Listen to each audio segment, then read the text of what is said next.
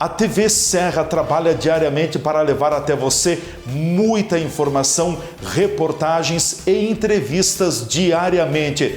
A gente quer te mostrar o que acontece em Farroupilha.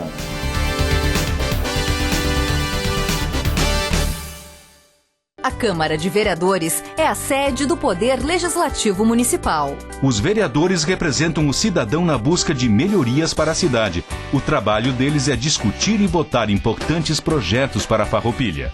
Além de atender a população e fiscalizar a administração municipal. As sessões da Câmara acontecem às segundas e terças às 18 horas. Todos podem acompanhar, não precisa convite nem traje especial. Câmara de Vereadores de Farroupilha, compromisso com a comunidade.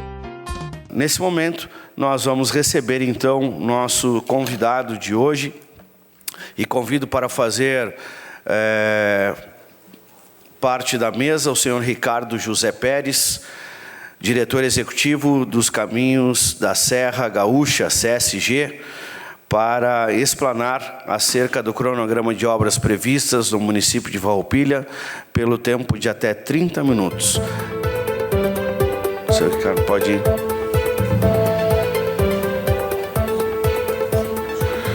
O senhor Ricardo Pérez pode fazer uso ou na tribuna ou aqui na bancada, como ficar melhor para o senhor. Na tribuna? Ok, então.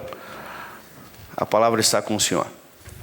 Ok, boa noite a todos. Obrigado aí pelo convite para que a gente consiga fazer aqui a explanação a respeito do desenvolvimento do nosso projeto de execução da duplicação da 453 entre Garibaldi e Farroupilha. O projeto ele ainda não está 100% definido, mas uma boa parte dele já dá para considerar como sendo execuível, né? Algum outro detalhe tem que ser ajustado, mas a gente entende que isso em breve vai estar resolvido. Só uma pequena explanação a respeito hoje do contrato de concessão que a gente está tocando nesse momento.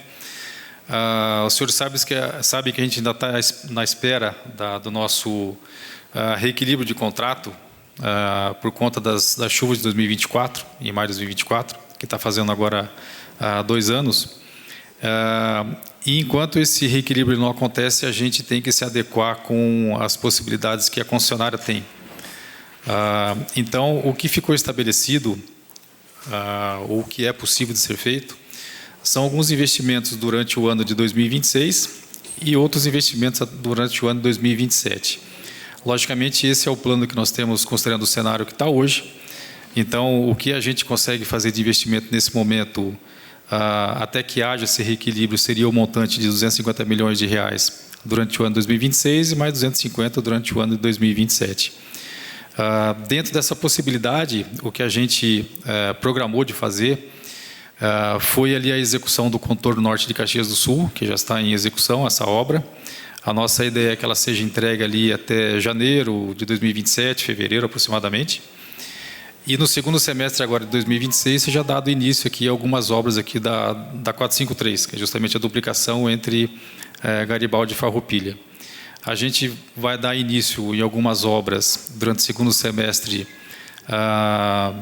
possivelmente nas pontes, que são 2 pontes que existem hoje nesse trecho, que elas não têm impacto no tráfego da rodovia.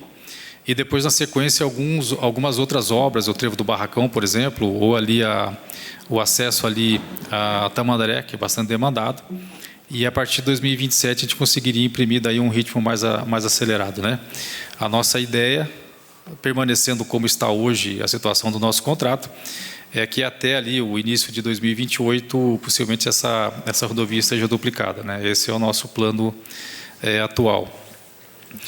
Então, o que eu mostro para os senhores agora é justamente como está, nesse momento, o nosso contrato, o nosso projeto, de duplicação entre Farroupilha e Garibaldi, ou Garibaldi e Farroupilha, né? Seria na ordem crescente da quilometragem da rodovia, até o ponto que nós estamos. Como eu falei, ainda está se passando por alguns ajustes, né?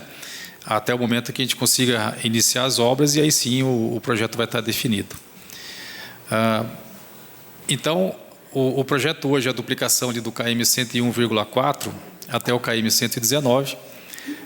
que é justamente ali no trevo da Tela Sul, né, entre a 453 e a 470, e segue aqui até o chamado trevo da Santa, né? Esse é o trecho que está sendo, que vai começar as obras aí em breve. Pode passar, por favor. Aqui são os grandes números que estão contidos no projeto, que são aproximadamente ali 17,96 quilômetros, ou 18 quilômetros de duplicação. Vai existir 8,66 quilômetros de vias marginais, que é para fazer o acesso de indústrias, né, que são lindeiras ali à rodovia, ao tronco principal da rodovia. São 5 viadutos, duas pontes, 7 interseções, ou as principais interseções, e 30 pontos de ônibus, né, sendo que dos 30, 6 deles são completos, os pontos de ônibus, e os demais 24 a gente vai deixar ali a infraestrutura do ponto de ônibus, né, que seriam as chamadas pistas de desaceleração e aceleração, e o taper para você poder fazer a instalação ali dos pontos de ônibus, né. Isso que está sendo demonstrado agora é como é que seria, a gente chama de seção, né, é como se você pegasse a rodovia e cortasse ela no sentido transversal da rodovia, e você vai observar ali as larguras que estão sendo previstas ali de cada faixa de rolamento. Entre as duas faixas tem uma barreira, que é a chamada barreira New Jersey, é uma barreira de concreto que separa os dois sentidos de fluxo, né? E aí vai existir 2 faixas de rolamento de 3,60 m em cada uma. Essa é a largura adequada para esse tipo de obra, e mais 2,5 metros de acostamento em cada sentido da rodovia. Então, após a obra estar pronta, essa seria a configuração das pistas que serão implantadas. Pode passar. Essa seria a configuração em locais em que existam as vias marginais, né? Então, você tem ali as 2 pistas de rolamento, que são as 2 faixas de cada sentido, os acostamentos e depois, por fim, ali as vias marginais, né?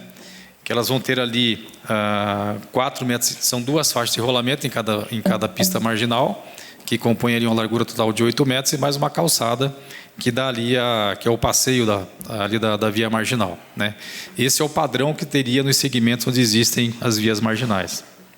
Pode passar.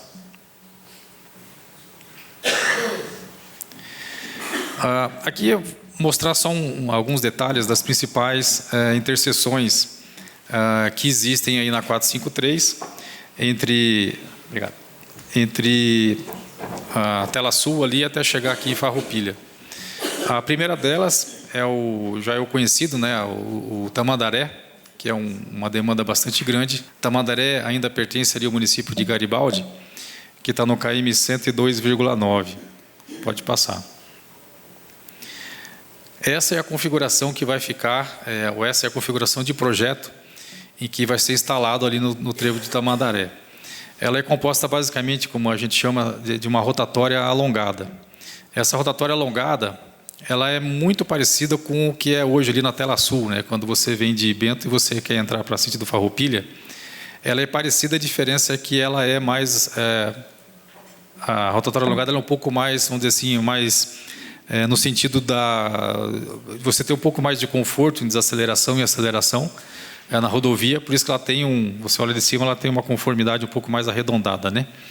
O objetivo é você dar acesso ali ao Tamandaré, sempre em pista dupla, de maneira que você saia do Tamandaré e você consiga ir sentido Farroupilha, entrando na rodovia, desacelerando, fazendo a volta e acelerando novamente ali sentido Farroupilha, né? E quem vem da Tela Sul e quer entrar no Tamandaré faz o procedimento parecido, que é fazer a desaceleração, fazer o contorno e depois entrar ali no sentido de Tamandaré.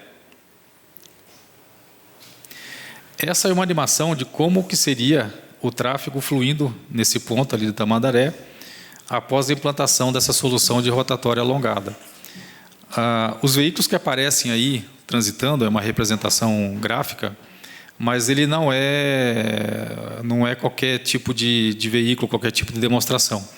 Na verdade, essa composição que está aí é o que se espera em 2046 de veículos transitando por esse ponto. Então, os veículos estão passando pela rodovia, alguns deles entram em Tamandaré, outros saem, né? Na proporção de que é hoje, porém projetado para 20 anos no futuro. Então, é assim que esse trevo vai se comportar aqui durante os próximos 20 anos, né? Todas as interseções que a gente projeta e a gente tem por obrigação fazer passar ali no poder concedente, que é no Rio Grande do Sul, o governo do Rio Grande do Sul, a gente tem que fazer as projeções de tráfego e fazer com que cada interseção dessa ela esteja no nível de serviço adequado pelos próximos 20 anos, né? Por isso que a gente sempre projeta o tráfego que vai ter sempre 20 anos à frente. Pode passar. Aqui seria o KM 104.5. Ainda se vê ali o Tamandaré. Pode passar. Seria ali uma outra rotatória alongada, que ela faria, às vezes, ali dos movimentos, né, de retorno, ou de sentido Farroupilha, ou Bento Gonçalves, né, ou Garibaldi. A configuração também é muito parecida, é uma rotatória alongada. Pode passar. Agora vem o KM 107.2, que é também chamado trevo de Barracão. No trevo de Barracão, ali vai ser instalado um viaduto, né? Pode passar, por favor. Que seria a configuração como está agora ali. A rodovia, a 453, ela passaria por sobre ali essa interseção, e o cruzamento é feito por baixo do viaduto, né? Por meio de uma rotatória que está embaixo do viaduto, dando ali os movimentos que são necessários para esse trevo ali, o trevo de Barracão. Pode passar. Essa daí é uma representação também dos veículos que vão estar lá em 2046, como é que se comporta essa interseção aí após implantada, né? Pode voltar um pouquinho, por favor, deixar um pouco mais de movimento ali. Então, ele se observa que quem vem ali do Barracão ali, você entra na rodovia em desnível, né? Você tem ali todos os movimentos possíveis, para se fazer ali o cruzamento da rodovia sem você interferir no tráfego que está ali naquela região. Isso vai dar maior segurança, porque você não cruza com os veículos que estão passando pela 453, de maneira que você evitar ali os acidentes que no trevo do Barracão hoje tem um radar ali para reduzir a velocidade a 40 por hora, para justamente você ter um pouco mais de segurança. Mas no futuro, quando se tiver implantado esse viaduto, não há mais necessidade de se ter esse radar, e o cruzamento é feito ele com segurança em desnível. Okay? O próximo ali vai ser ali ali tem um posto de gasolina, que eu me esqueci o nome ali, que é no KM 109.6. Como é que é? Cavaleiro. Pode passar, por favor.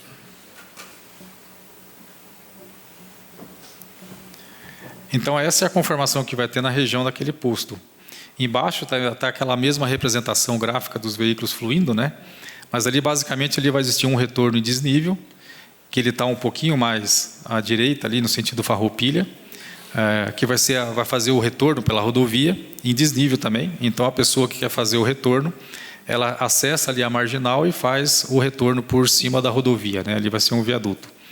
Na região do posto também ele vai ter uma rotatóriazinha, de maneira a dar movimento ali pela marginal que já existe hoje, fazer o retorno se for necessário e acessar por outra marginal os estabelecimentos que existem ali na margem oposta, né? Então, essa é a configuração que vai ter ali lá em 2046. O tráfego vai estar passando por ali. Na sequência, já consegue enxergar ali a ponte, né, que está no KM 110 aproximadamente, que é a ponte sobre o rio Burati. Pode passar, por favor. Aqui no KM 111,4, ali vai ter até pedido do pessoal ali do rio Burati, um retorno. Então, saindo do Burati, você vai ter ali o retorno no KM 111,4. Pode passar, por favor. Que essa é a configuração como está sendo mostrada ali, né? É como se fosse ali um X, né? Em que você consegue fazer um retorno em nível, e todo esse tráfego, mesmo lá em 2046, esse retorno em nível ele é o suficiente adequado para fazer ali os movimentos que são necessários. O próximo ali é a interseção sobre o caminho de pedra, no KM 113,9, que também é uma rotatória alongada, que deve dar conta de fazer toda ali a conexão com a rodovia, os movimentos necessários. Pode passar. Esse é a simulação do movimento também ali no caminho de pedra, como é que vai funcionar lá no futuro. Também é uma rotatória alongada que dá a liberdade de movimento para qualquer direção que se queira tomar. O próximo aqui é da Bigfer, lá no KM 115,6. Pode passar. Que é também ali uma rotatória. E você vai ter ali uma simulação também do tráfego, né? E como é que vai ficar isso, essa interseção também no futuro, até 2046. Pode passar. Aqui no KM 116, ali também está programado uma passagem inferior, também vai ser em desnível. E a partir desse ponto, o KM 116, até chegar no KM 119, que é onde está hoje a imagem da Santa do Caravaggio, ali vai ser, na verdade, é como se fosse um binário, né, que vai existir desde a Santa até esse KM 116, binário no sentido de que você vai ter 2 vias marginais em cada lado da rodovia, de maneira que as pessoas consigam trafegar pelas marginais, desde ali a saída da Santa, até chegar ali no KM 116, passando pela SASE, pela ITM, ali pela Tonin, que são os mais conhecidos daquela região, sem precisar entrar na rodovia. Então, ela vai conseguir trafegar pelas marginais e vai fazer ali o retorno, lá no KM 116, nessa passagem inferior que está sendo demonstrada ali, vocês conseguem, que é exatamente onde está a etiquetinha do KM 116,9, ali vai ter ou um viaduto ou uma passagem inferior, de maneira com que as pessoas consigam circular pelas marginais, sem precisar entrar na rodovia, e se misturar com o tráfego de longa distância, né, com o fluxo de longa distância. Agora entra ali, vamos dizer assim, um complexo, né, na região da Santa, que é do KM 118,98 e o 119,4, que é o próprio trevo ali da Santa do Caravaggio. Pode passar. Então, como eu estava dizendo, ali vai existir marginais, desde aproximadamente ali a região ali do trevo da Santa, indo ali sentido até o KM 116, que é logo após ali a ITM, marginal dos dois lados, né, que vai dar os acessos a todas as ruas que existem hoje do município, ali naquela região, e fazer ali todo o tráfego por meio das marginais, sem precisar entrar na rodovia. Onde hoje está a imagem do Nossa Senhora do Caravaggio, ali vai existir um viaduto. Esse viaduto, o objetivo dele é fazer com que a 453 passe por sobre essa interseção, e quem quer ir sentido Caravaggio, seja Farroupilha, Caravaggio ou vice-versa, vai passar por baixo desse viaduto que vai ser implantado ali. E um pouquinho antes, no KM 118,98, ali vai existir uma ferradura, como se fosse um retorno também em desnível, que vai fazer o movimento inverso daquele que falta fazer ali na Santa, né? Então, entre o KM 116 até o KM 119, ali vai virar como se fosse um complexo de rodovias e marginais, de maneira a dar todos os movimentos possíveis, e o tráfego que hoje passa ali, e que vai passar até 2046, ele está seguro de que não vai existir ali o congestionamento que existe hoje. Essa é a nossa projeção. Aqui tem um vídeo que mostra tudo isso de uma maneira animada para ficar mais fácil o entendimento, né? Acho que está sem som, né? De expansão estão em desenvolvimento pela CSG. Conheça agora o projeto para a ampliação da RSC 453 entre as cidades de Garibaldi e Farroupilha. O projeto prevê a duplicação entre o quilômetro 101 e o quilômetro 119 da rodovia, até sua integração ao sistema viário urbano de Farroupilha.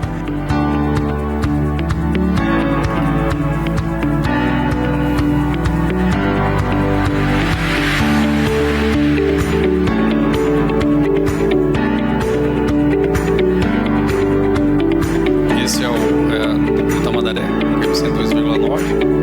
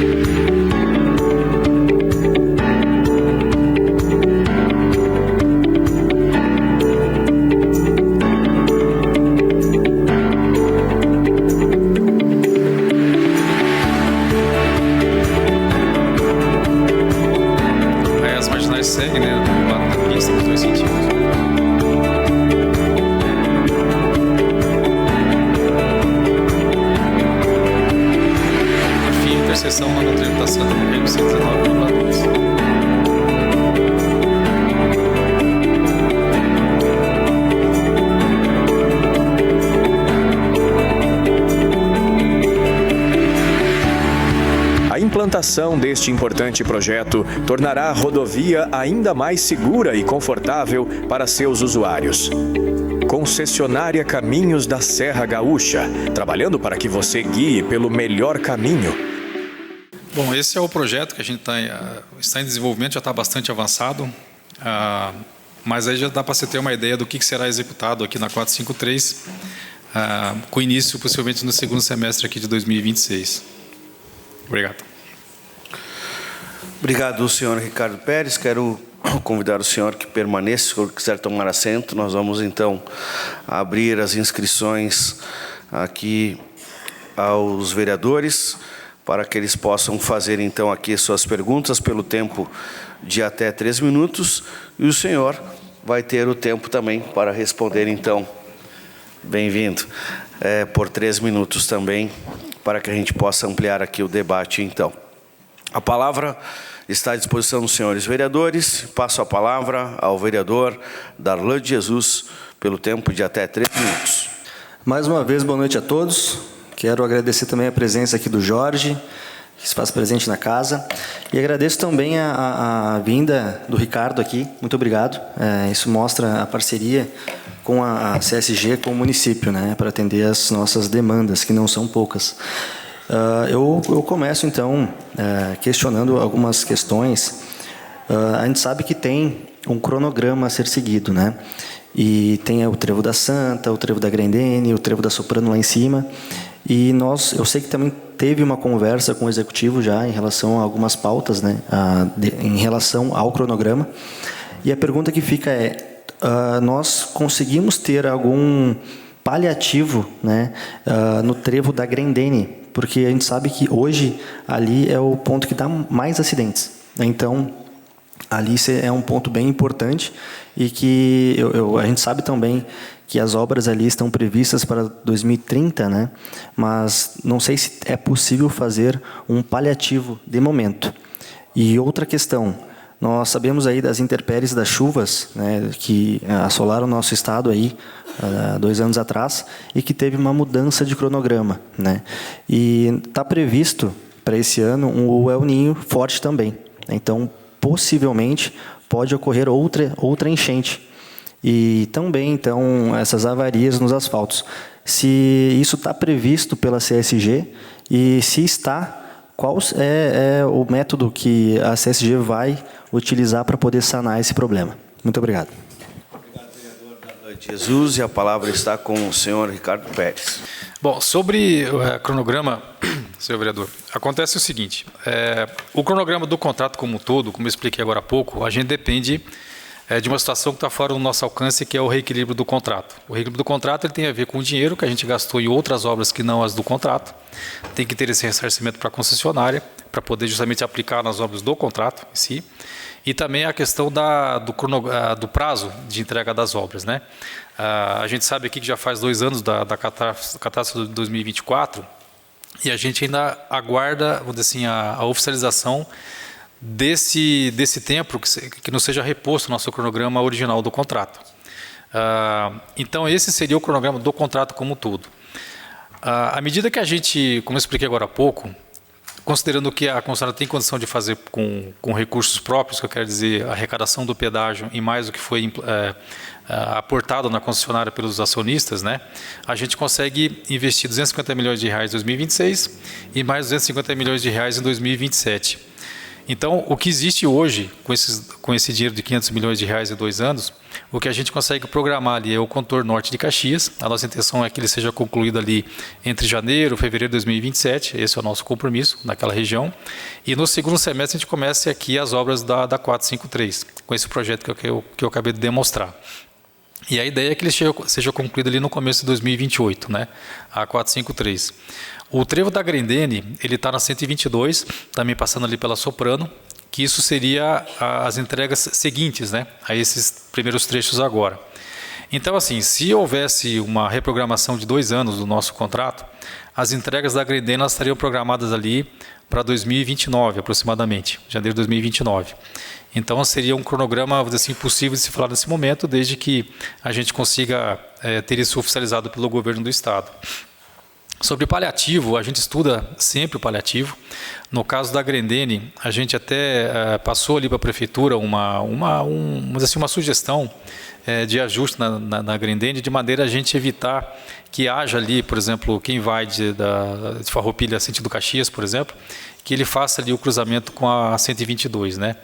A gente até sugeriu de repente fechar esse sentido e deixar com que as pessoas descessem até a linha São Miguel e fizessem ali o retorno embaixo de maneira mais segura. Porém, isso ainda está sendo avaliado, até a SIX de Farroupilha também está avaliando a situação, para ver se isso realmente seria interessante naquele ponto, né? E o último caso que a gente pode pensar é colocar um semáforo, mas seria a última opção possível, né? Olha, a possibilidade sempre existe, né? A gente sempre deixa ela por último, que você parar uma rodovia é muito complicado, né? Você botar um semáforo numa rodovia não é realmente muito indicado, não. Os que existem hoje são realmente que já existiam quando a gente chegou aqui, mas a ideia é que isso seja ampliado. Com relação às emergências, a gente hoje trabalha em 4 pontos de contenção na rodovia. Na 122, existem hoje 2 pontos sendo trabalhados ali embaixo, perto de São Videlino, no KM33 e no KM38, vocês passarem lá, vocês vão observar o que está sendo feito. E também 2 pontos lá no KM104 e 105, também na 122, logo ali depois de Flores da Cunha. São 4 pontos que estão sendo trabalhados nesse momento. Existem mais 10 como esses para serem também ainda implantados. Para fazer esse trabalho, a gente também depende do reequilíbrio de contrato, a gente está tratando junto com o governo do Estado. Existe um cronograma de execução que seria até metade de 2027. Isso seria para dar uma condição mínima de segurança para as rodovias, né? Caso uma chuva como aquela que caiu 2 anos atrás, ela volte a se repetir ou perto daquilo, né? Então, nós estamos trabalhando para conseguir deixar esses pontos um pouco mais estáveis, né? Para um futuro próximo aí não ter o mesmo problema que já aconteceu antes, né? Obrigado. Com a palavra, o vereador Roque Cervenini. Senhores vereadores, vereadoras, cumprimentar aqui o público presente, autoridades, a imprensa. Cumprimentar, então, o senhor Ricardo, representando a CSG. Cumprimentar o vereador Darlan, que fez o pedido. Acho que um pedido importante esse, assim como foi o que o senhor propôs da Corsa.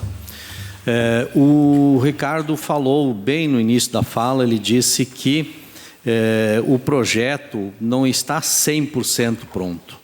Ainda é possível fazer alguns ajustes. Essa foi a primeira palavra que o senhor falou. Então, eu fico contente porque eu quero dar alguma sugestão. Primeiro, ali que se refere às passagens, né? Se tiver a possibilidade de fazer mais passagem inferior, como, por exemplo, aquela que dá acesso ao barracão, que eu acho que é muito mais seguro, tranca menos a via, porque vai sair para a direita e depois vai convergir para a esquerda, não vai atrapalhar o trânsito, então não teria que usar o canteiro central. Então essa seria uma sugestão. Eu sei que se está uma obra pronta para você fazer isso é difícil, mas uma obra em construção acho que não seria tão difícil assim. Então tratar com carinho a questão das passagens inferiores. Ali no Burati, a gente conversou e fez reuniões, inclusive, com os moradores lá da Vila Burati, e tinha ali a possibilidade de uma passarela. Eu não vi falar na passarela, que eu acho que é bem importante, porque são 2 vilas, uma de cada lado, além de todas as empresas, então há uma circulação de pessoas bastante importante ali, se pudesse considerar essa situação. Com relação às intersecções, havia ali um temor por parte da comunidade do Burati, do Alencastro, Santo Inácio e São Marcos, porque se construiu junto, ali no passado, não muito distante, o senhor deve estar lembrado, a possibilidade de ter uma intersecção em Santo Inácio, ali no Alencastro. Eu não vi também a colocação dessa rotatória ali, né? Porque senão quem sai do Burati teria que subir até aqui em São Marcos, ou quem trabalha na agricultura para atravessar a pista. Esse tema foi bastante discutido. Talvez possa ser feito esse ajuste ainda nesse sentido, né? Então, eu quero fazer essas observações, porque eu acho que as demais já foram contempladas aqui na fala do vereador Darlan, e o senhor já respondeu com relação à questão do trevo da Grendene. Mas eu queria reforçar aqui, então, a questão do trevo aqui, da situação aqui na frente da Tramontina, Soprano, aquela área aí, que tem também a necessidade de um olhar especial. Nós falamos basicamente aqui no sentido de Farroupilha, a Garibaldi, mas essa parte da Grendene, essa parte da Tramontina, Soprano, ela dialoga de forma muito importante com o fluxo das nossas rodovias, principalmente com o que aqui está o miolo, né, da questão industrial, que liga com Caxias e liga com Porto Alegre também. Então, se pudesse dar uma olhada com carinho nessas questões que eu levantei. A passarela no Burati, as passagens inferiores, mais uma intersecção ali na Capela Santo Inácio, naquelas imediações, e essas duas que eu falei por último. Era isso, obrigado. Com a palavra o senhor Ricardo. Ok. Bom, vereador, sobre a questão de viadutos, ao invés de se utilizar rotatórias alongadas, né, que seriam aquelas travessias em nível, a grande questão é o que se existe de orçamento para poder fazer isso, né? O que está sendo colocado nesse projeto é aquilo que está no contrato de concessão. Então, nesses pontos onde existem hoje as rotatórias alongadas, é porque lá existiam essa rotatória alongada, mas além disso, como expliquei lá no começo também da minha fala, cada interseção que é proposta, seja um viaduto, seja uma rotatória alongada, ela é estudada por um horizonte de 20 anos para verificar se aquele nível de serviço ela é adequado para aquela interseção. Se uma rotatória alongada ela não se mostrar viável, ou seja, você satura aquela interseção antes desses 20 anos, é um indicativo de que seja colocado um viaduto naquele ponto. Logicamente, quando você coloca um viaduto, ao invés de colocar uma rotatória alongada que é em nível, você teria que, de alguma maneira, reequilibrar o contrato, né? Isso poderia ir para a tarifa que o usuário paga. Então, muitas vezes, você tem que ter uma justificativa assim, muito forte, técnica, para que aquilo seja realmente implantado, um viaduto, por exemplo, e não uma rotatória alongada, que é uma passagem em nível, né? Então, nesses pontos que foram colocados ali, até eu fiz questão de mostrar aquela animação, né, dos veículos passando ali, que é exatamente isso que é o que dirige, vamos dizer assim, uma situação de necessidade de colocar um viaduto, né? E nessas posições todas, nenhuma delas exigiu naquele momento. Então, se houvesse algum acréscimo de orçamento, algum acréscimo de necessidade de um dispositivo diferente daquele que foi colocado, aí teria que se passar para a tarifa do pedágio, que muitas vezes ela só é admitida pelo governo do estado quando realmente se comprova de que ali existe a necessidade técnica para aquilo, sabe? Então, o que foi proposto nesse momento é o que tecnicamente é justificável e também é o que já está no contrato, que é o que já está na tarifa do pedágio que está sendo cobrado. Esse é o motivo da dificuldade de se ampliar a quantidade de viadutos hoje na nossa concessão. Tá? Sobre passarelas, realmente ali ainda está sendo estudados os pontos melhores a serem colocados ou mais indicados, e o projeto vai ser adequado com essas passarelas novas aí que está sendo estudado. Mas com certeza ali o Burati está, logicamente, no radar, e possivelmente ele seja um ponto candidato a receber sim, uma passarela, sem dúvida nenhuma. Sobre uma outra, como se fosse uma outra, perto do Burati, de você fazer ali um retorno para passar máquinas de um lado para o outro dali da rodovia, acho que é isso que o senhor se referiu, né? Alencastro, ela está depois do Burati, vindo aqui para Farroupilha? Que é vindo para cá, para Farroupilha, na sequência, né? Bom, ali, na verdade, foi colocado um retorno no KM-111, que é 1,5 km, 2 km logo após ali o Burati, que foi até um acréscimo daquilo que existia anteriormente. Vocês lembram que foi uma demanda até do pessoal ali, realmente, do Burati, de ter ali um retorno mais próximo da saída, que é o que foi feito, né? Com relação a passar máquinas de um lado para o outro, aí a gente percebe que não comporta, né? Se você colocar uma passagem inferior ali, como eu expliquei agora há pouco, a gente estaria encarecendo a tarifa do pedágio para fazer passagem de poucos veículos, né? Então, por isso que não foi contemplado naquele ponto, essa passagem de máquinas aí. Tá? Sobre a Tramontina e Soprano, ali ele está no outro segmento da rodovia, que é onde começa a pista dupla ali, né? Ali entre Farroupilha e Caxias. Esse segmento ele tem uma série de melhorias que estão também no contrato. Vamos falar genericamente entre Farroupilha e Caxias, são 10 quilômetros. Ali no contrato consta que tem que ser triplicada essa rodovia. Então hoje são 2 pistas, vão passar a ter 3 faixas de rolamento em cada sentido. Tem também alguns pontos de marginal também, tanto quanto eu mostrei aqui na duplicação, lá também vai ter algumas marginais, além da ciclovia. Isso é o que está no nosso contrato. E em alguns pontos também vão ser instalados ali ou vai ser viaduto ou vai ser uma rotatória alongada para fazer os retornos, né?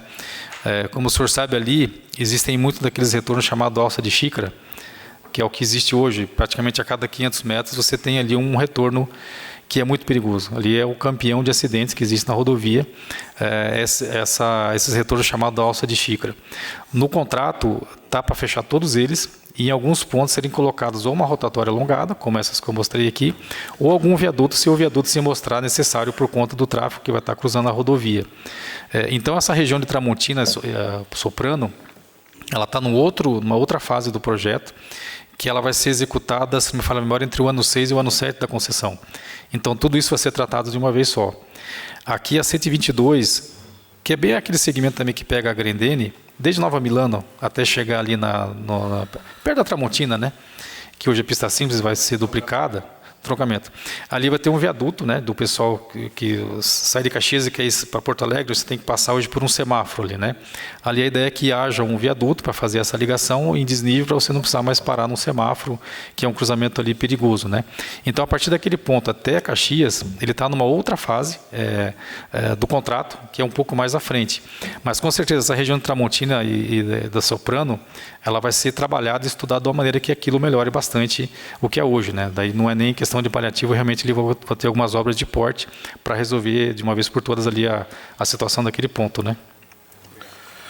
Ok, obrigado. Senhores vereadores, vocês observaram que eu não interrompi o senhor Ricardo Pérez, porque o tema é importante, é relevante, então ele já vai trazendo esclarecimentos que poderá ser uma pergunta de algum de vocês, então me permita dar um pouquinho de tempo a mais para que a gente possa, senhor Ricardo, trazer aqui os esclarecimentos completos aos nobres vereadores também.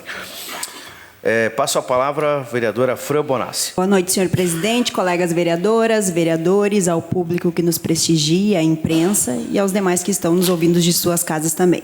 Quero te agradecer, Ricardo, por ter aceitado, né, vir até esta casa explanar sobre as obras aí que a CSG está propondo, enfim, para a Farroupilha também. Também parabenizar o Darlan por esse movimento. Mas eu tenho algumas perguntas aqui para fazer, enquanto tu falaste aqui que tudo está previsto até 2046, né? Essas obras são para 20 anos. A minha pergunta aqui seria assim, se você tem algum plano de curto, médio e longo prazo, né, para as obras de Farroupilha, e aqui eu também anotei aqui que tu falou em outro momento ali que aquela obra entre Farroupilha e Caxias está previsto para o segundo semestre ali de 2027, mas as demais estão para 2028, até 2028, se é isso mesmo, se todas que estarão em Farroupilha serão até 2028 cumpridas, e se sim, quantas são para Farroupilha. Também, quanto que foi arrecadado no pedágio aqui no ano passado, em Farroupilha, se tu tem este número, né? Porque tu falaste aqui que o investimento em 2026 seriam de 250 milhões e em 2027 também. Então, eu gostaria de saber quanto que foi arrecadado, né? Para a gente ver mais ou menos do que foi arrecadado aquilo que está sendo investido aqui. Era isso, obrigado. Obrigado, vereadora. Palavra com o senhor Ricardo Pérez. Bom, eu não sei se eu entendi a sua pergunta ou se eu me expressei um pouco mal quando estava apresentando, né? Eu não sei se você entendeu se as obras vão até 2046. Não, na verdade é o seguinte, 2046 que eu me referi, por exemplo, você pega ali o barracão, o trevo de barracão. Ali tem um viaduto, né?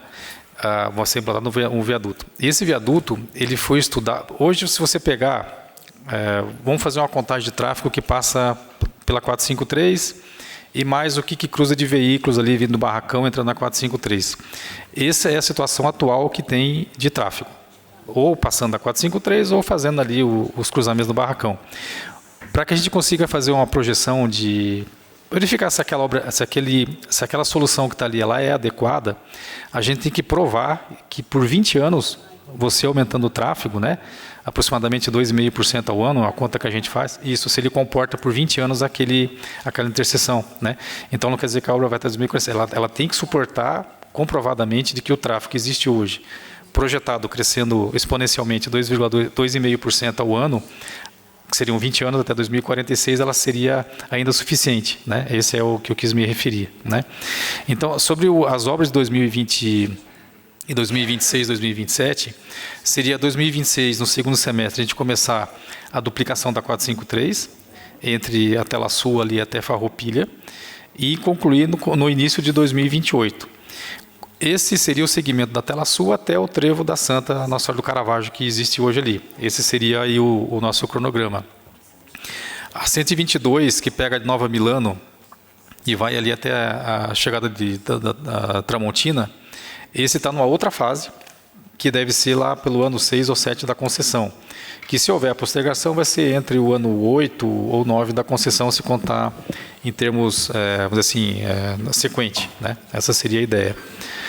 Sobre o faturamento nosso, no ano passado foram 355 milhões de reais durante o ano 2025. Aproximadamente metade desse valor ele é usado na operação da rodovia, para você manter a rodovia como ela está hoje, seja a manutenção de pavimentos, sinalização, a operação de ambulâncias, guinchos, etc., né? Aproximadamente metade disso vai para fazer operar a rodovia, e a outra metade é o que sobra para poder fazer os investimentos, né? Mas como é que funciona isso na prática? A gente tem, são 5 anos de investimentos que nós temos no nosso contrato, esse é o que está originalmente colocado ali. Aproximadamente 3 bilhões de reais para serem aplicados durante os 5 anos. Você pegar 3 bilhões de reais e dividir por 5, são 600 milhões de reais ano aproximadamente. Eu te falei que foi 350 milhões, metade de 170 milhões, 175 milhões de reais seria o que a gente teria disponível para poder aplicar em investimento. Está muito longe dos 600 milhões por ano. O que se faz numa concessão? Você vai até o BNDES, por exemplo, que é o financiador, e você faz ali um empréstimo de recursos para você poder fazer os investimentos no ritmo que é necessário. Se eu só tenho 170 para aplicar, me falta ainda a parte para chegar nos 600 milhões.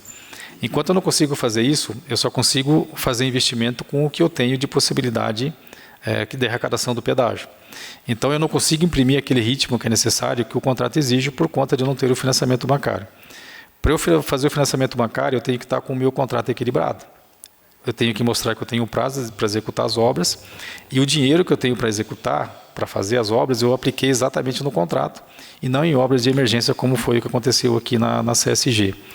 Então, assim que a gente tiver o contrato reequilibrado com o governo do Estado, aí a gente consegue buscar o financiamento bancário e aí sim aumentar o ritmo de investimento nas obras.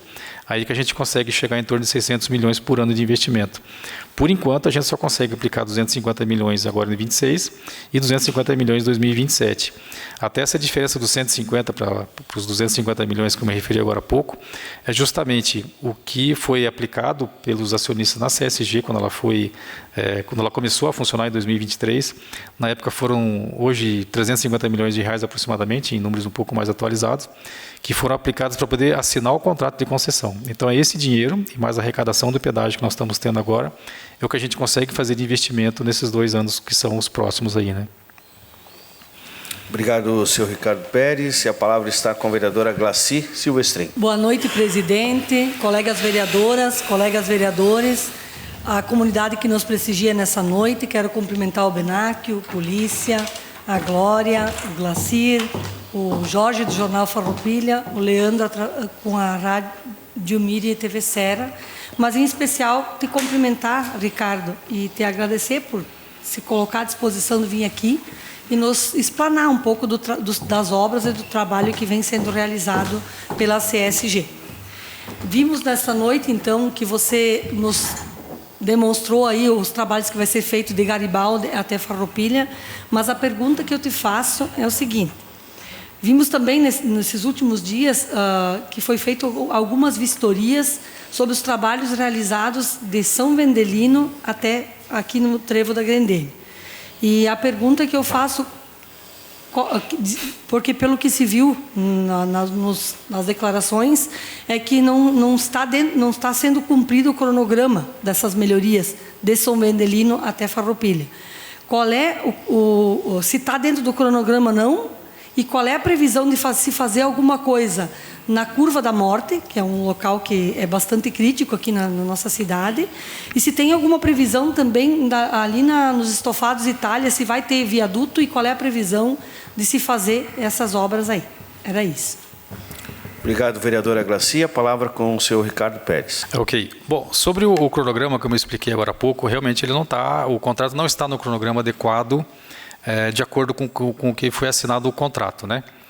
Para só entender como é que funciona, é basicamente assim: quando a gente assina o contrato de concessão, que foi lá em 2022, dezembro de 2022, a gente tinha equilibrado o que a gente tinha de receita e o que tinha de obrigação.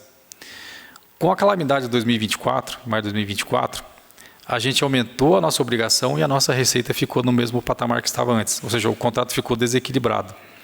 É esse reequilíbrio que a gente busca junto ao governo do Estado, que é justamente aquilo que a gente investiu fora da concessão, ou seja, fora do contrato de concessão, que são as obras emergenciais que nós executamos e ainda estamos executando, como eu falei agora há pouco, né? Isso tem que ser reposto à concessionária, é um desequilíbrio financeiro. E esse prazo que a gente demorou fazendo essas obras extra-contrato, elas têm que nos ser repostas dentro do nosso do contrato de concessão, para que a gente consiga cumprir com aquilo que foi assinado originalmente, mas principalmente que a gente consiga buscar o financiamento bancário, como eu expliquei agora há pouco ali para a vereadora, né? Enquanto isso não acontece, a gente não consegue colocar o cronograma na ordem que estava sendo feita antes.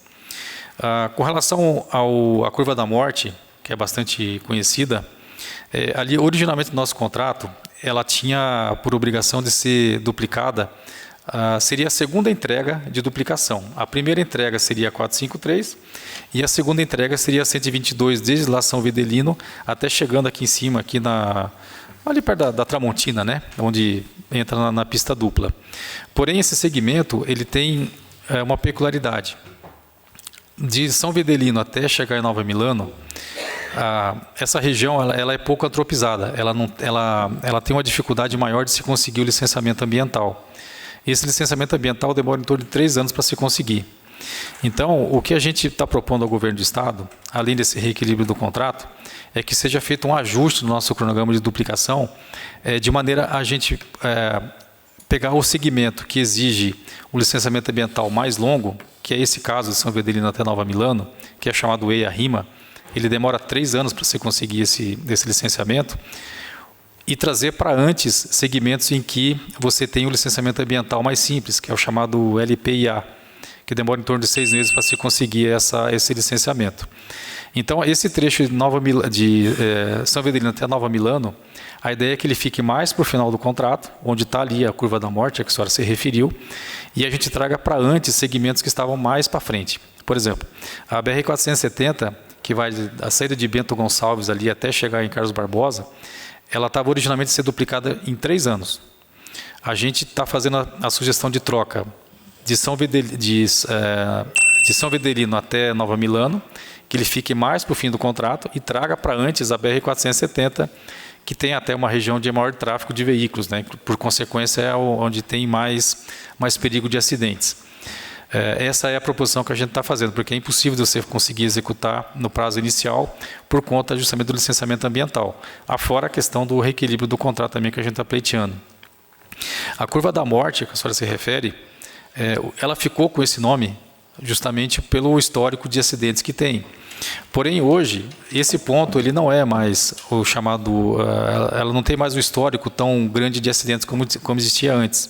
Existem inúmeras curvas da morte, por exemplo, se você pega de Flores da Cunha sentido norte, e ali não vai ter nenhum tipo de obra de duplicação. Então, assim, a curva da morte, o QM45 aproximadamente ali, ele vai ficar a duplicação um pouco mais à frente, por conta dessa licenciamento ambiental, mas eu asseguro a senhora que aquele ponto ele já não é mais a curva da morte, ele já não é mais perigoso como era antes. Os radares que existem hoje de 50 km por hora, ele dá conta de segurar os veículos e por conta disso os acidentes não acontecem mais como aconteciam ali frequentemente. No Sofados Itália, acho que o senhor está falando sobre Nova Milano, né? Ali sim, ali vai ter um viaduto também, naquela região, e isso está para acontecer, seria a entrega seguinte, que é a 453. Possivelmente ali entre maio e janeiro de 2028 e janeiro de 2029. Esse é um cronograma que a gente consegue passar para a senhora agora, considerando a situação que está hoje de contrato, né? Possivelmente, se esse contrato for reequilibrado, o quanto antes a gente consegue também fazer uma programação um pouco mais precisa. Passo a palavra ao vereador Joel Correia. Boa noite, presidente. Boa noite, colegas. Boa noite a todos que nos acompanham. Então, boa noite, Ricardo. Prazer estar contigo aqui hoje esclarecendo as nossas dúvidas. Tem alguns questionamentos aí, Ricardo. Alguns já foram contemplados, né? Mas tem algumas outras coisas aqui que as pessoas pedem. Então, gostaria que tu respondesse para a gente aqui. Tu falou bastante que reequilíbrio financeiro, né? E agora a arrecadação de 355 milhões de reais no ano passado. Esse valor arrecadado pela empresa até o momento, ele é um valor que está acima do valor que estava previsto no contrato inicial, né, esse valor de 355 milhões, seria essa uma pergunta, né? Claro que ele falou que tem questões de reequilíbrio e tudo mais, mas do contrato inicial, o valor arrecadado hoje, ele é acima do previsto do contrato? E a gente tem observado aqui, Ricardo, bastante questões sobre um número muito alto de condutores sendo multados por evasão de pedágio, né? Especialmente por não pagarem a tarifa. Diante disso aqui eu gostaria de te perguntar, então, qual a parcela de responsabilidade da concessionária nesse cenário que vem se tornando um problema social financeiro para milhares de gaúchos? E a empresa reconhece falhas na comunicação, sinalização ou nos meios de pagamento que possam estar contribuindo para este alto número de autuações? E quais as medidas concretas que estão sendo adotadas para reduzir este problema e evitar que mais motoristas sejam penalizados? Seria isso, Ricardo. Muito obrigado, presidente. Obrigado. A palavra com o senhor Ricardo Pérez. A arrecadação que nós estamos tendo hoje do pedágio, ela está um pouco abaixo daquilo que estava se previsto. Porém, essa arrecadação, o montante de arrecadação, no contrato de concessão existe o chamado uma matriz de riscos, né? Na matriz de risco você tem o risco que é da concessionária e o risco que é do poder concedente ou governo do estado, que é com quem a gente assinou o contrato. No caso da arrecadação, o risco do tráfego, esse risco é da concessionária. Então, se você arrecada mais ou arrecada menos, isso não de maneira nenhuma pode ser utilizado como sendo um argumento de atrasar obras, ou não é o caso. Então, realmente, esse risco da arrecadação é da concessionária. Então, é indiferente, se ele está mais ou está menos, isso não entra numa equação quando você fala sobre as obras que têm que ser entregues. Eu costumo falar que o contrato de concessão ele é chamado um contrato de obrigações. O que a gente assina no contrato são as obrigações que nós temos perante ali o trecho que a gente está assumindo, que são as duplicações, a operação da rodovia, melhorias de... E não importa quanto que custa isso, a gente assinou uma obrigação de entregar fisicamente aquilo que está no contrato. A arrecadação, isso é vamos dizer assim, é um problema, vamos dizer assim, o assunto da concessionária, né? Se ela dimensionou mal aquilo na proposta dela, ela vai ter que executar aquilo de qualquer maneira. Então, a arrecadação abaixo, acima, isso é indiferente para a questão do contrato. Isso é um risco da concessionária. Sobre as multas do Free Flow, na verdade, a gente tem um índice que é o chamado de inadimplência, que seriam a quantidade de multas que existem, ou as passagens que existem pelo Free Flow, que não são pagas no prazo legal de 30 dias. Hoje está em torno de 2,68%. Hoje não, até quarta-feira da semana passada. O que significa isso? Significa que a cada 100 veículos, 97, para não quebrar um veículo no meio, 97 veículos pagam em dia e 3 veículos passagens não acabam não sendo pagas no prazo regulamentar. Esse índice, que é 2,68%, ele é o mais baixo do Brasil. Existem outras concessões que têm o Free Flow implantado. A média nacional é em torno de 10%, a gente está aqui com 2,68%. E eu te digo que a nossa inadimplência ela é uma das menores do mundo, não é só do Brasil, não.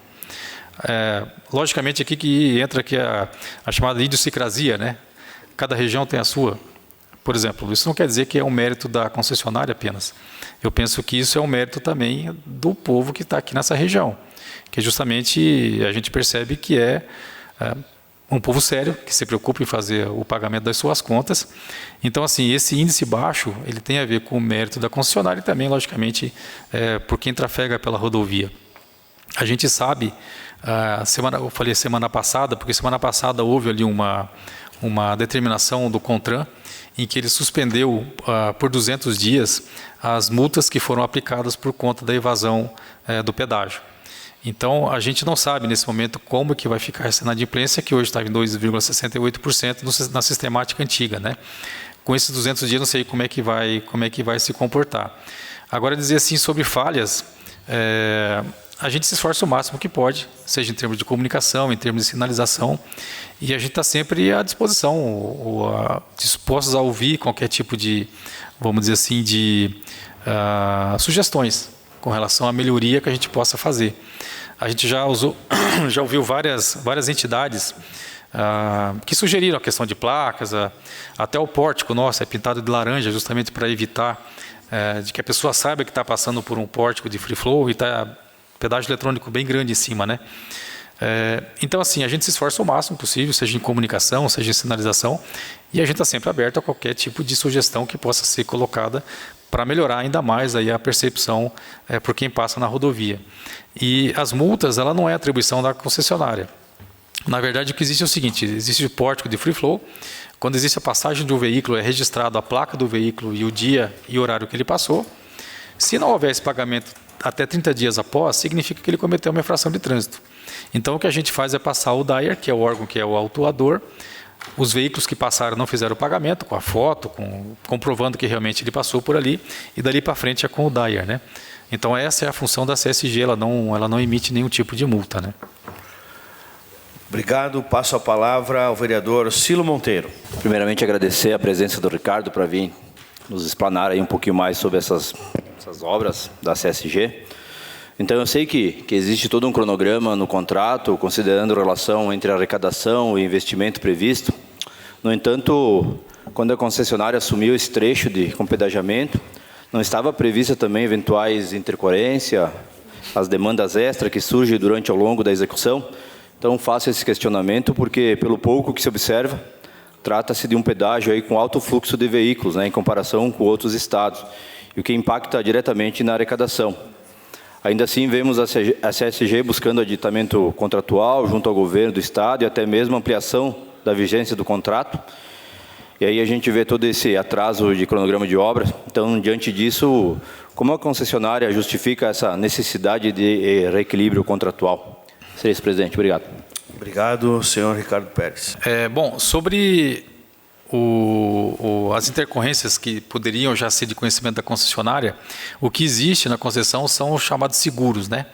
Para a gente poder assinar o contrato de concessão, a gente teve que apresentar basicamente 4 tipos de seguros distintos, né? O primeiro é o seguro garantia, que é do contrato, em torno de 410 milhões de reais. Esse é um seguro que a concessionária apresenta junto ao poder concedente, de que se ela não executar o contrato da maneira como está lá, esse seguro é acionado pelo próprio poder concedente. O segundo, que não aconteceu até agora e não vai acontecer, porque a gente está cumprindo com o possível dentro do contrato. O segundo contrato é chamado risco operacional, que são para as intempéries que pode acontecer, como aconteceu lá em maio de 2024. O terceiro tem a ver com são seguros de risco de engenharia, e o quarto é são de penalizações civis, por alguma obra, por algum acidente que aconteça na rodovia.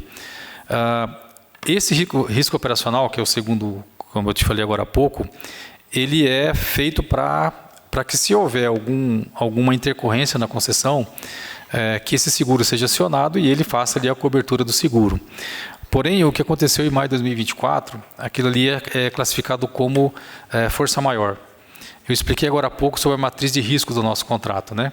Em que você tem uma coluna que é o risco da concessionária e outra coluna que é o risco do poder concedente ou do governo do estado. Força maior, como é o que aconteceu, isso é risco do estado. Então, o que acontece? O seguro que a gente faz de risco operacional, ele é calibrado dentro de uma certa normalidade de evento que possa acontecer. O que aconteceu em maio de 2024, como foi comprovado e foi assumido pelo governo do estado, ele assumiu proporções nunca antes vistas. Então, o que aconteceu no Rio Grande do Sul em maio de 2024 foi o maior que aconteceu até então. Então, seria impossível da gente ter um seguro de risco operacional que conseguisse cobrir eventos daquela magnitude que aconteceu em maio de 2024. Não é que seria impossível, a gente até poderia fazer um seguro dessa magnitude, porém, o efeito inverso que tem é a questão do prêmio do seguro. Por exemplo, se você vai fazer um seguro de um veículo, de um carro que seja, você pode segurar aquele veículo, em vez de valer, por exemplo, 100 mil reais, eu posso segurar ele R$1 milhão. Você até pode fazer isso, só que você vai pagar um prêmio absurdo quando você vai renovar o seguro. O seguro da concessão é parecido com isso. Você estima o que seria um risco razoável de se assumir. Com esse risco razoável, você tem um prêmio que você paga para a seguradora para você fazer jus àquele evento, caso ele ocorra, de você ter o ressarcimento. Então, aquilo que aconteceu em maio não seria adequado de a gente fazer um prêmio de seguros que pudesse comportar um evento daquela magnitude, logicamente antes dele acontecer, que ninguém imaginava que poderia acontecer, pagar um prêmio muito grande de seguro e isso ser repassado à tarifa, porque quem paga, no fim das contas, o prêmio do seguro é o usuário que passa pela rodovia e paga o pedágio. Então você estaria, vamos dizer assim, com uma tarifa muito alta para contemplar um prêmio de seguro de uma coisa que aparentemente não seria previsível naquele momento. Por exemplo, hoje a gente paga, todo ano a gente renova os nossos seguros, esses 4 que eu falei para você agora há pouco.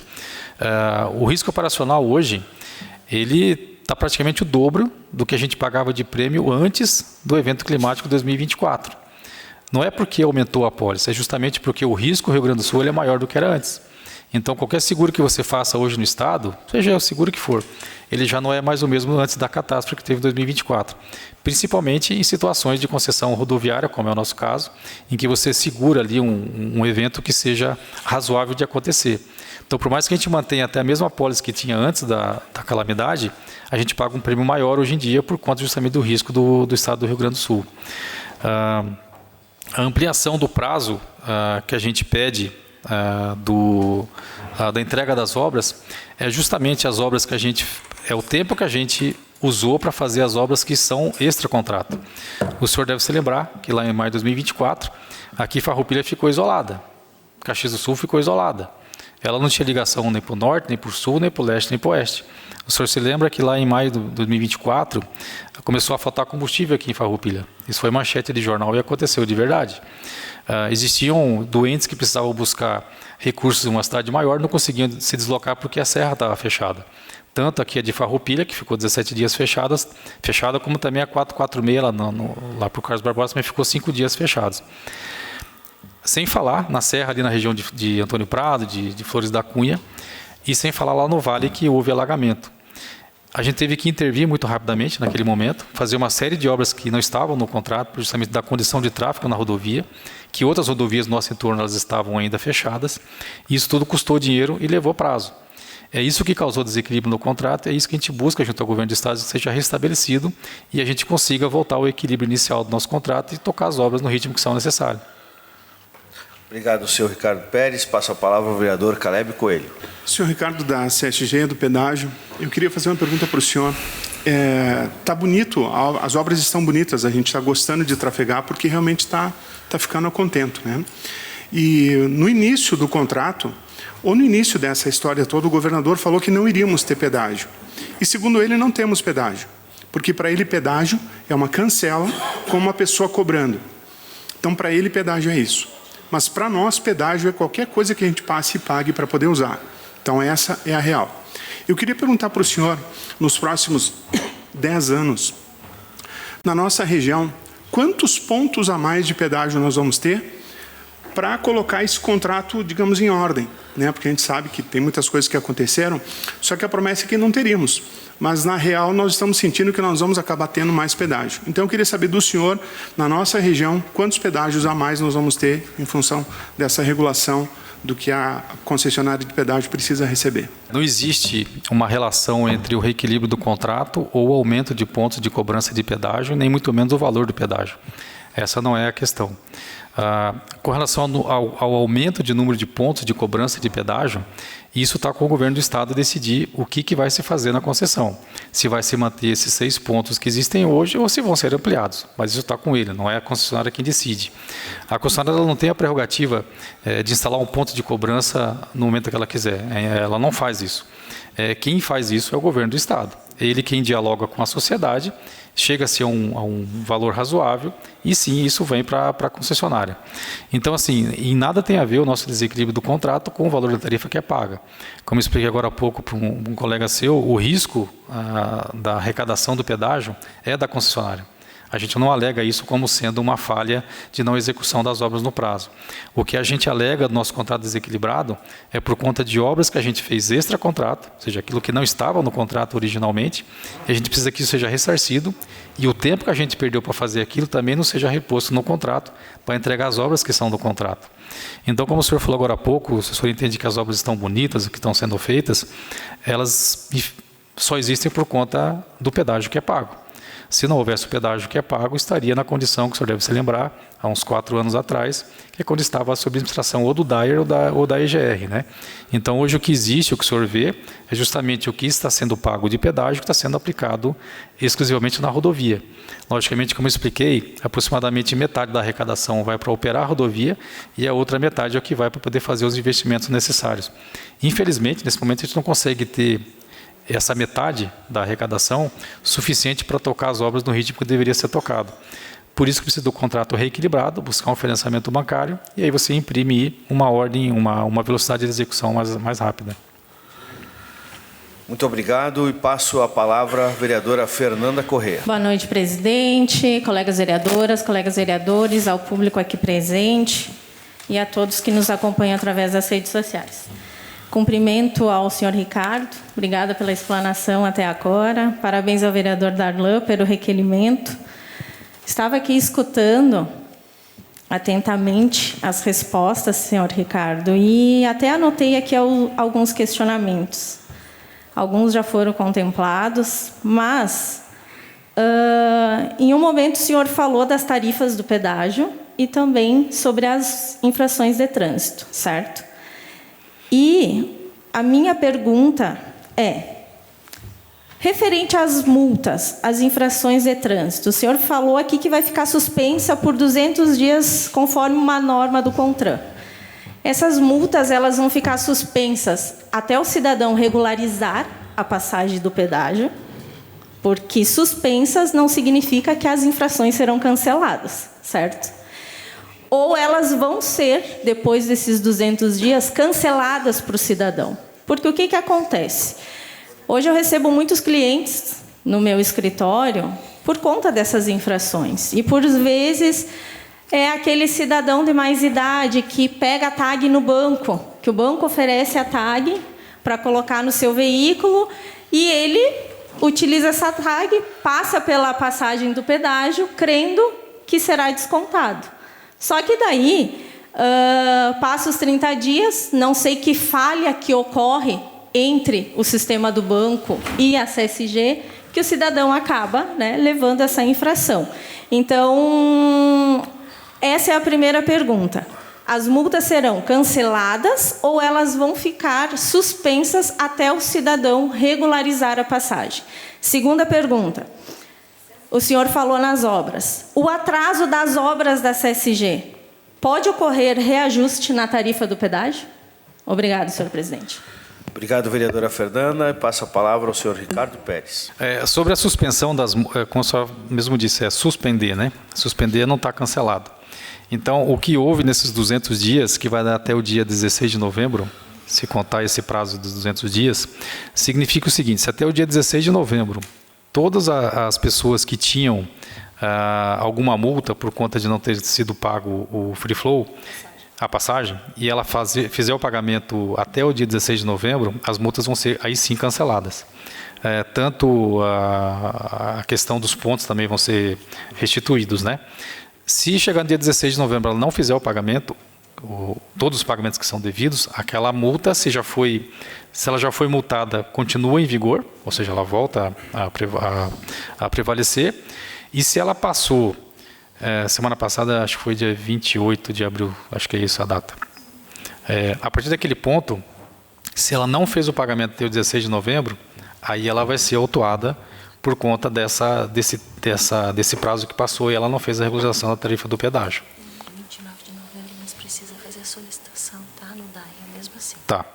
Então, assim, as pessoas que pagaram até o dia 16 de novembro a tarifa do pedágio que era devida, ela também já pagou a multa, ela também pode fazer o pedido de ressarcimento junto ao DAIR, que é o órgão autuador, da multa que ela pagou e ela regularizou ali a situação da tarifa do pedágio. Mas isso tudo é com o DAIR, né? Isso não é com a CSG. O importante da CSG é que a tarifa do pedágio seja regularizada, seja antes ou depois do dia 28 de abril, 29 de abril, né?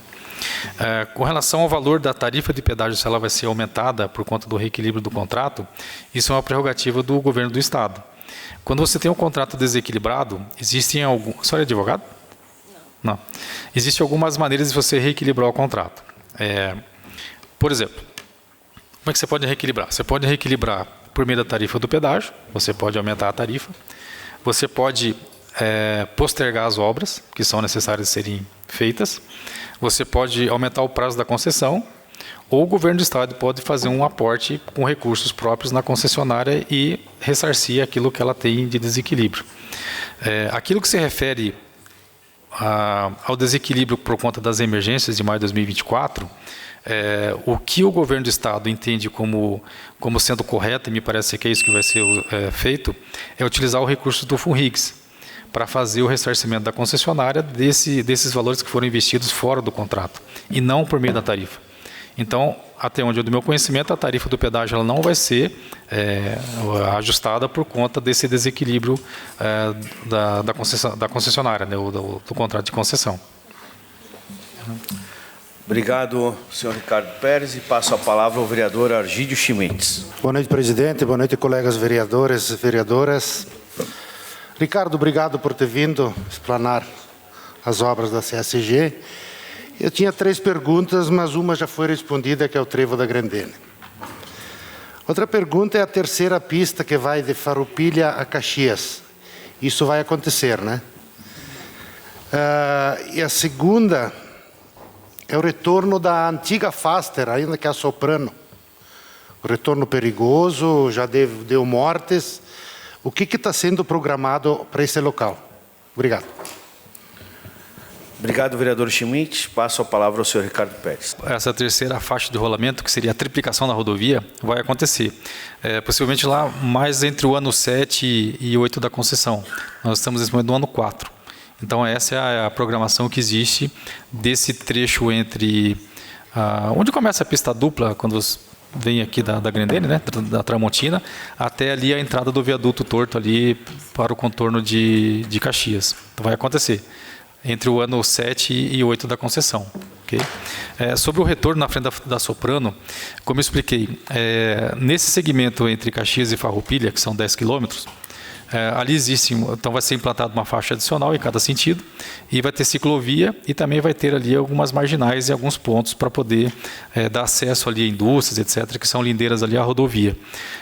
E as chamadas alças de xícara, que são esses retornos perigosos, eles vão ser todos fechados, e algumas rotatórias alongadas ou viadutos vão ser implantados. Logicamente não vai ser a cada 500 metros como está hoje. Você vai ter ali uma distância um pouco maior que tem que ser percorrida ali por quem passa na rodovia. Mas vai ser muito mais seguro do que essa alça de xícara que existe hoje. Que inclusive é motivo de uma grande quantidade de acidentes que existem nesse segmento, né? Então, no futuro, ali entre o ano 7 e 8 da concessão, vai ter 3 faixas de rolamento em cada sentido, marginais, ciclovia e rotatórias alongadas ou viaduto, dependendo da situação. Certo, a palavra está à disposição dos senhores vereadores. Se nenhum vereador mais quiser fazer uso da palavra, então passo ao senhor Ricardo Pérez, da concessionária CSG, para que possa, em 3 minutos, fazer as suas considerações finais. Ok, bom, novamente agradeço aqui a oportunidade de poder explanar um pouco sobre os trabalhos da CSG. A gente presta um serviço público, logicamente é uma empresa privada, mas é um serviço público que é prestado ali à sociedade, né? A gente, por vezes, tem a oportunidade de explanar um pouco do que a gente faz, mas muitas vezes a gente acaba ficando um pouco, assim, fechados, né? De não ter como, assim, passar para o nosso cliente o que acontece lá.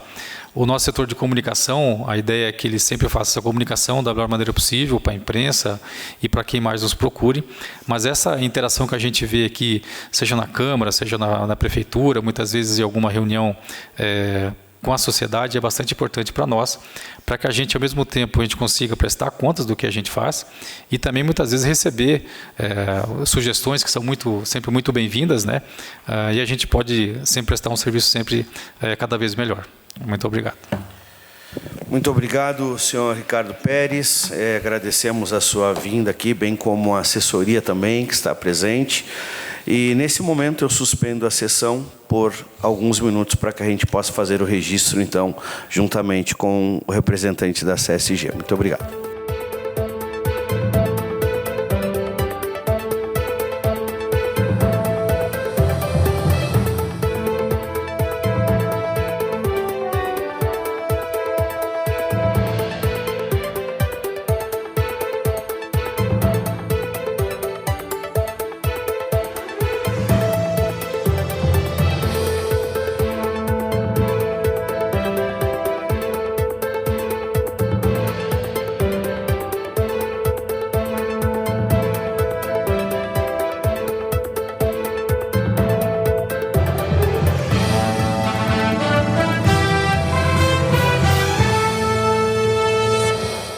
A Câmara de Vereadores é a sede do Poder Legislativo Municipal. Os vereadores representam o cidadão na busca de melhorias para a cidade. O trabalho deles é discutir e votar importantes projetos para a Farroupilha. Além de atender a população e fiscalizar a administração municipal. As sessões da Câmara acontecem às segundas e terças às 18 horas. Todos podem acompanhar, não precisa convite nem traje especial. Câmara de Vereadores de Farroupilha, compromisso com a comunidade.